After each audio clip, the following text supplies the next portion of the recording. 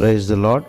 నేటి శుభవచనము, సింహపు పిల్లలు లేమి గలవై ఆకలిగొనును, యెహోవాను ఆశ్రయించు వారికి ఏ మేలు కొదువై ఉండదు.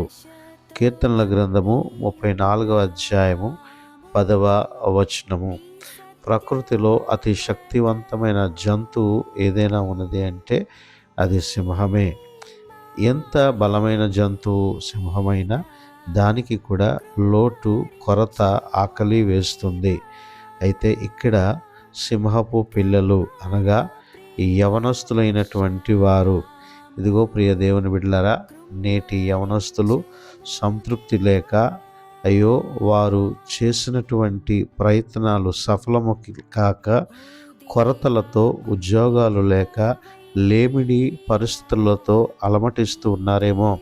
ఇదిగో యెహోవాను వెదకు వారికి ఏ మేలు కొదువై ఉండదు అని దేవుడు వాగ్దానము చేస్తున్నాడు. ప్రియ యవన బిడలరా, దేవునిని వెదకండి, ఆయన నీతిని, రాజ్యాన్ని వెదకండి, పరిశుద్ధముగా జీవించండి, దేవుని వాక్యాన్ని చదివి ప్రార్థించండి. దేవుడు మిమ్మలను దీవిస్తాడు.